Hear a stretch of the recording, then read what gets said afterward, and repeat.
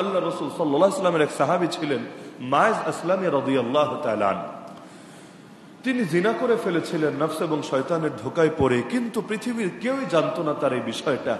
নিজের থেকে এসে আল্লাহ রাসূল সাল্লাল্লাহু আলাইহি ওয়াসাল্লামকে বলতে লাগলেন, ইয়া রাসূলুল্লাহ, আমার দ্বারা তো অপবিত্র কাজটা হয়ে গিয়েছে, আপনি আমাকে পবিত্র করেন। ইসলামের মাসআলা হলো, কেউ যদি জিনার ব্যাপারে স্বীকারোক্তি দেয়, একবার স্বীকারোক্তি দিলেই তার উপর দণ্ড বাস্তবায়ন করা হয় না, বরং জিনা সাব্যস্ত হওয়ার জন্য যেমন সাক্ষীর দ্বারা যদি সাব্যস্ত করেন তাহলেও অন্তত 4 জন সাক্ষী সাক্ষ্য দিতে হয়। তাও এই সাক্ষী না যে আমরা শুনেছি, আমরা জেনেছি, বরং এটা আমরা নিজেদের চোখে দেখেছি। এভাবে 4 জন যদি সাক্ষ্য দেয় তাহলে তার উপর জিনা শাস্তি আরোপ করা যায়।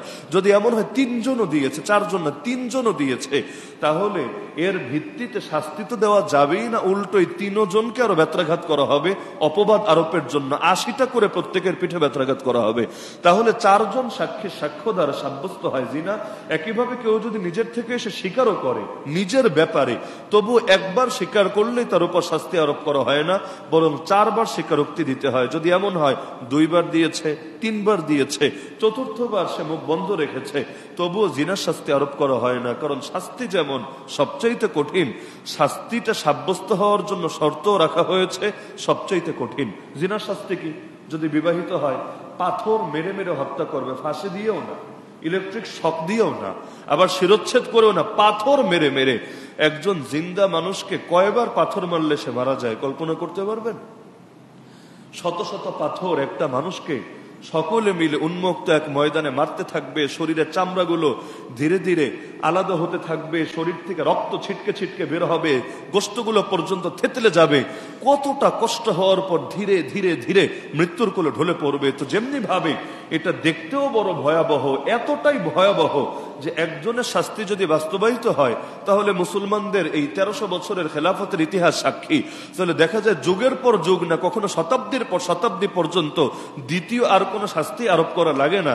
একজনকে দেখে 10 জন সোজা হয়ে যায়। ইসলামের শাস্তিগুলো যদিও দেখতে অনেক কঠিন, কিন্তু রাব্বুল আলামিন নিজেই এর ফায়দা বয়ান করেছেন সূরা বাকারায়, ওয়ালাকুম ফিল কিসাসি হায়াতুন ইয়া উলিল আলবাব লাআল্লাকুম তাত্তাকুন। হে জ্ঞানের অধিকারীরা, বিবেকার বুদ্ধির অধিকারীরা, তোমাদের জন্য কিসাসের মধ্যে রয়েছে জীবন। ইসলামের শাস্তির অনেকগুলো অংশের একটা অংশ হলো কিসাস। কিসাস মানে হলো জানের বদলে জান, প্রাণের বদলে প্রাণ, বা অঙ্গের বদলে অঙ্গ। মানে কেউ কাউকে খুন করেছে, এখন তাকেও মৃত্যুদণ্ড দেওয়া হবে। কেউ কারো অঙ্গকে কেটে ফেলেছে, এখন তার ওই অঙ্গ কেটে ফেলা হবে।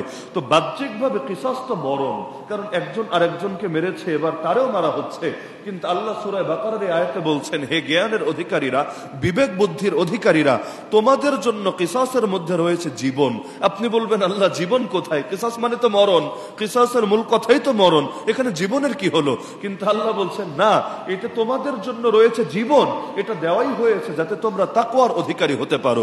তাফসীরের কিতাব খোলেন, যে কোনো তাফসীর খুলে দেখেন যে আল্লাহ এখানে জীবন বললেন কিভাবে, যদিও দেখতে মরণ।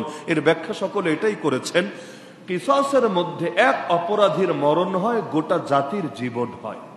কারণ গোটা জাতি এরপর এই অপরাধ করতেও এতটা ভয় করে, কারণ ইসলামের শাস্তিগুলো গোপনে দেওয়া হয় না, প্রকাশ্যে জনসম্মুখে দেওয়া হয়।